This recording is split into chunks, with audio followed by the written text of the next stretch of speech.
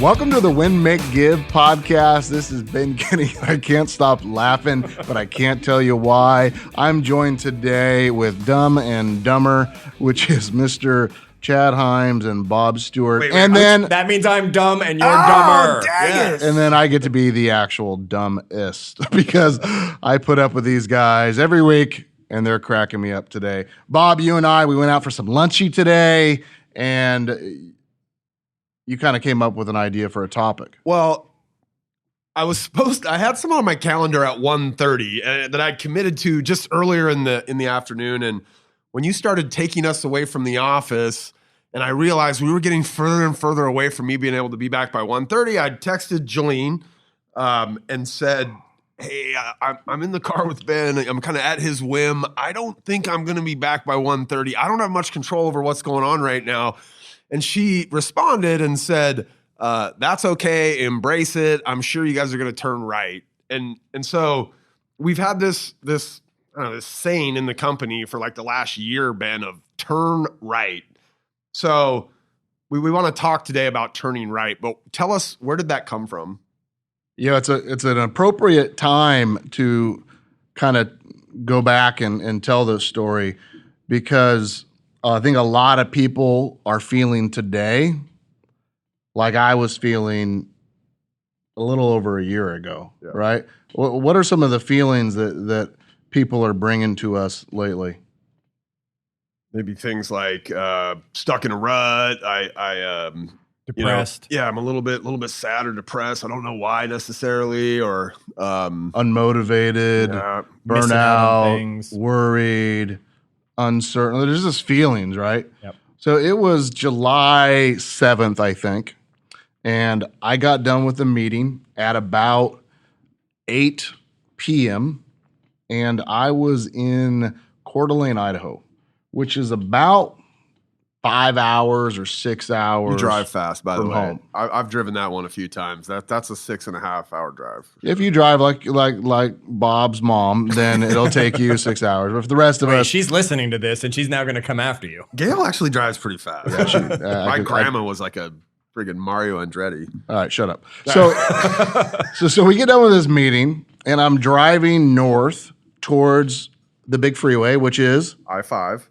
Thank you for not knowing your I-90. geography. I-90. I-90 goes east and Went west. to you, not me. I drove on I-5 today. What do you want from me, Dave? And then I'm driving up to this interstate 90, Bob, and I'm thinking to myself, it's going to be like 1 a.m. when I get home. I'm going to drive up here. I'm going to take a left on I-90, and I'm going to drive all the way to I-5.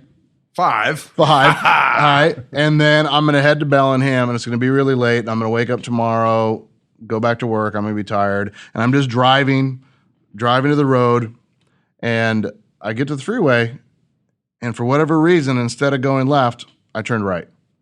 And I-90 goes east and west, basically from Seattle, right? Saltwater, east, all the way to gosh knows where. The Atlantic Ocean. Coast to coast. Basically. Yeah, basically. So I turn right, and I end up in Missoula. Well, we have a partner and a friend there named Jason, right? Jason Baker in Missoula. And I'm thinking to myself, maybe Jason and I will get to fly fish for a day or two. So I called Jason and said, Jason, I ended up in Missoula, Montana. You're not going to believe this. And he's like, what? I just landed in Vegas. I'm like, right. And so I hang around in Missoula for a day, and I'm like, I'm going to go see something else. So I go to Bozeman, and I run into a friend there, a buddy, and he says, hey, we should go fishing. So we go fly fishing for a day, but the rivers were kind of flooded, and I go to this museum of something, but they have Tyrannosaurus Rex fossils, and I love fossils, and I get to nerd out there for a couple days, and I'm like, well, I'm going to keep on going right. Might as well, and I end up in Billings and got some friends from Wyoming. People came in, I had dinner, and I'm like, you know what I've never seen before? Mount Rushmore. Like, I've never seen Mount Rushmore, and I'm going to go Mount Rushmore. Now, mind you, I hadn't planned this trip, so I had the clothes that I was wearing, right? And I was in my truck, Ford 150, right? And I'm driving my truck, and I'm a couple days into this, so I go to some store, Cabela's or whatever, and I buy a T-shirt and a pair of shorts, and fly rod, and I get a couple things and I throw it in my truck and I keep going. Well, I end up in Spearfish, South Dakota, I think, and know a couple people in that area too, but I drive off by myself and I end up at Mount Rushmore by myself. And I don't know if I overestimated what happens at Mount Rushmore. You thought there was going to be like the clouds would part, the sun would shine down, and the bells would ring, and a little bit underwhelming. I've heard it's smaller than you think it is. Boom, boom, boom. I apologize for everybody listening to this episode because we're in a mood right now. I'm going to try not to be Michael Scott right here. I'm doing everything. So I'm looking at Mount Rushmore, right? I grab an ice cream cone, and I stared at people having an ice cream cone. I didn't because I decided to be on a diet on this road trip. So I had like a burger with no bun. So anyway, I was staring at kids with ice cream cones, thinking, how do I steal it? And I'm there for like 15 minutes. I'm like, well, seen that, So when I leave, I'm like, I don't know what to do. I drive into Sturgis, right? Thinking that's going to be cool, but it's like before all the motorcycle people get there, and there was nothing there, right? Some T-shirts you could buy probably. So I'm like, well, I'm going to keep on going right because I want to see the Badlands, and the Badlands are one of the coolest places in the U.S. I think it's a national park or whatever. It's phenomenal. It's amazing. One of my favorite places. Well, to not bore you with like every stop and every person I ran into across the world, I drove. I drove across the Midwest. I drove some of those days. I drove the entire day because there's not a whole lot of things to see, believe it or not, as you're meandering your way through Iowa, right? And no I end offense up to anybody listening in Iowa. No offense to our I've Iowa driven friends. that. Although Ben's right. You know what I did in Iowa is I read 4 books in one day because I just kept going. Right. Audible, yeah. Yeah, and I got to the end of Iowa, and I had to go see the antique picker show, the American Pickers. Yeah, I had to go see their store in Davenport, and I end up in Connecticut at the East Coast, and I'd driven all the way from the Pacific Ocean all the way to the Atlantic Ocean, and I go off and I'm by myself, and I go and I sit at a picnic table, and it was a little bit emotional. I'd been driving for a couple weeks, and I hadn't planned this. And I'm sitting there. I'm like, you know what I'm going to do tonight? I'm going to watch the sunset on the Atlantic Ocean. And I'm just sitting there, and I'm thinking to myself that this is going to be beautiful. And the seagull comes, and it lands on this picnic table in front of me. And I'm sitting there, looking at the seagull, thinking, this might be my mom, because my mom loved seagulls. She had like seagull ornaments and just loved seagulls. I thought maybe it was my mom visiting me to watch the sunset. And then I started thinking, like, what's the seagull thinking? Like, the seagull's probably thinking, hope this dude has a sandwich or something, And I'm thinking, oh, is that mom? And he's staring at me. But what he was really thinking was, you're a dumbass. but I didn't know why he was thinking that. And it gets later and later. There's no sunset. Now, Bob, why is there no sunset in Connecticut on the Atlantic Ocean? This was really easy for me to remember growing up because my initials are RES. I'm a junior, so RESJ, but RES, it rises in the east and it sets in the west, right? So you were facing the east and it was setting behind you. But you grew up. I'll give you an out on this one. We grew up on in Washington State where the water or the sun. We've seen sunsets on the water. 40 plus years over the water is where the sun sets. That's what it does on the ocean every day, right? But if you're on the East Coast, nope. You're missing out. Yeah, you gotta wake up early. Beautiful sun rises over the water. And Not when I get up. The sun has risen. Anyway, so what happens when you're going right and you run into the Atlantic Ocean? Either you swim, right? You sink your truck, or you turn right. Yep. So I turned right, and I went down the East Coast, and I went through New York and saw some friends in New York and visited this vintage poster place that I like, and stopped by and saw my friend Sue in Short Hills, New Jersey, and meandered my way south and caught some fish with another friend named Greer in Charleston, and then I turned another right because nobody wants to go into Florida. No. and I went across Georgia. I met up with this archaeologist, paleontologist guy that had a bunch of fossils, and spent a day with him in the middle of nowhere, Georgia. Did you buy something there? Is that one of those in your office? I got a saber tooth Tiger thing from He him. didn't stay long enough to have dinner with one of his friends who happened to live in Georgia. He knew your ass was going to be here before long. Chad, actually, we did have plans, and I'm like, I'm going to be there at 8, and he's like, oh, sorry, I've already eaten. We're going to bed. Like the one time in my life, I'm driving through Georgia. I said breakfast the next morning. And he's like, no, sorry, it's too late for Nita and I. We had dinner at 4:44. Don't act surprised. It's pretty disappointing. Anyway, so I drive across the South, and I go through New Mexico and Arizona and Texas and end up in California. When you got to take a right in California, and anyway, I end up home. So I spent 57 days with no destination any day, just driving to whatever place I wanted to go and staying as long as I wanted to go. I went 9,000 miles in my Ford 150. And the day before I get home, I stop in the mountains around Wenatchee, Washington, and meet up with our friend Tim, and we're out just looking at wild animals and camping out in the woods. And I have 9,000 miles and 57 days straight of driving, and my freaking truck breaks down. Like, I'm 100 miles from home, and my truck breaks down, and I'm almost there. Sounds like a country song. Well, I got some time to reflect because I was sitting in the middle of the woods, and I really thought about the trip. And the trip meant something more than taking a break. Because I worked every day, I read books every day, I took calls when I had to, I kept everything going in the right direction. Some of my people said it was actually, they were more productive with me than I was when I was here, so some people want me to leave again. But I had a lot of ahas in life and a lot of takeaways, and we kind of came up with a phrase today, Bob, turning right. Yeah. And turning right is when you decide at some point things in your world have to change. And instead of going the normal left that you always go every single day, right, you do something different and you turn right.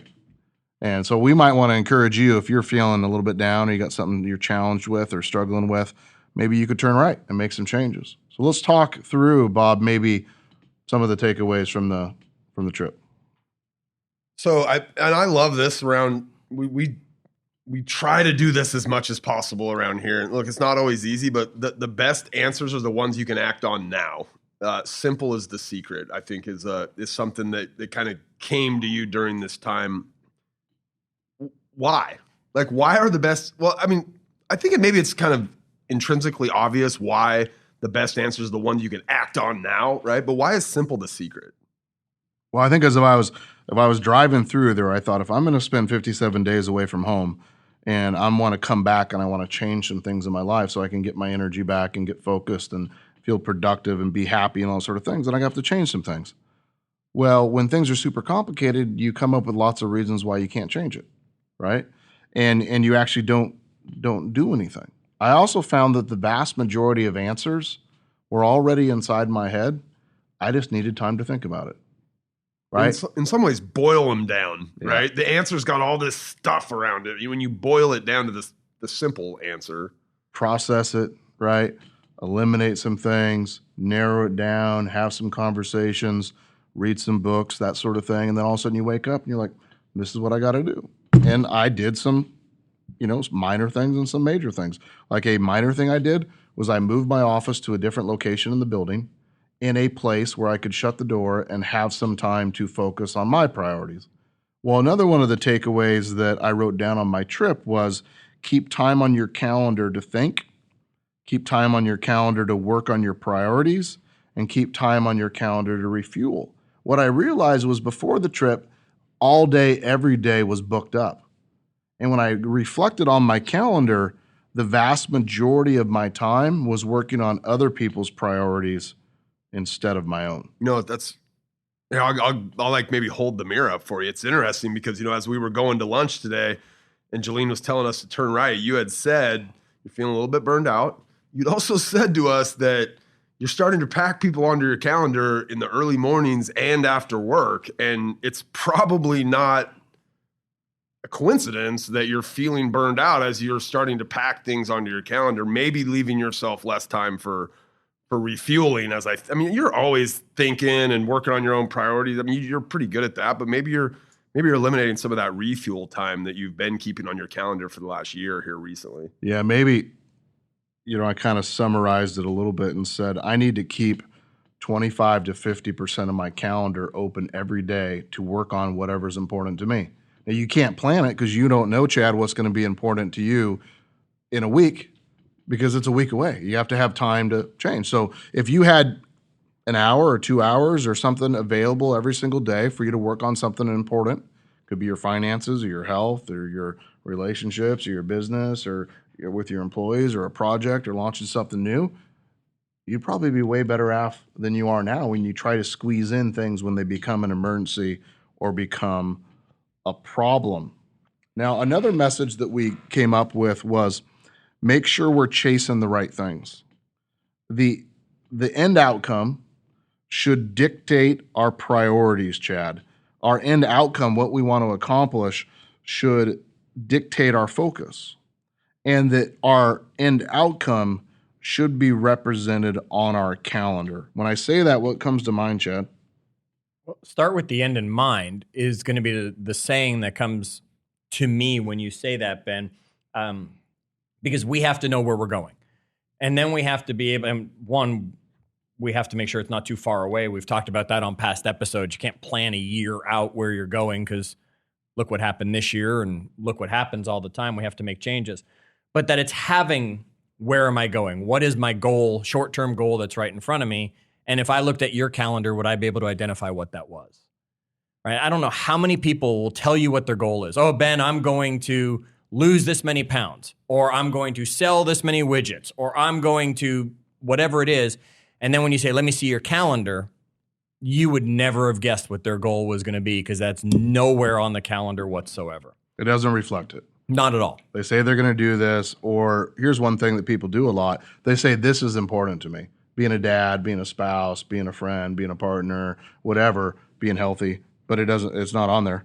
If you looked at it, there's no time for it. Right.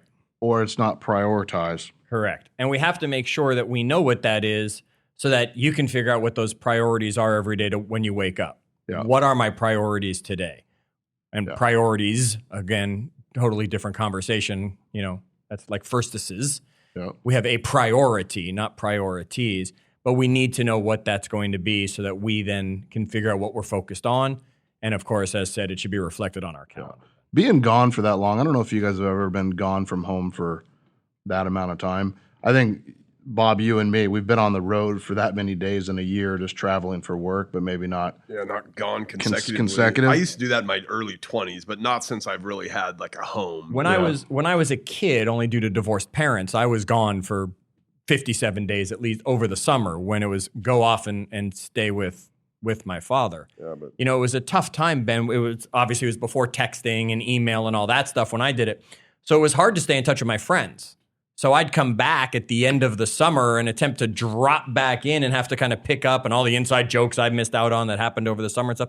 How did you keep those relationships? I wanted to ask you, I didn't want to interrupt the story. First of all, how long was it before you even told anybody you weren't coming back? I didn't even tell people really where I was or what I was doing. I wanted them to assume I was going to walk into work that day. well, we were following you. Like Jason Baker was like, "Hey, what's Ben doing in my area?" I'm like, "I don't know, but he's in your area, okay." Like, so we had a net out around. There was like a spotting. Where's Ben Kinney today? Where's Waldo? Yes. You know, I thought about that, Chad, when I was there. That I didn't miss my house, right? I didn't miss things. I didn't miss the office, right? I missed people. And when you have that opportunity to miss something, you get to reflect on what matters to you. And one of the things I wrote down in my journal as I was going was that relationships matter.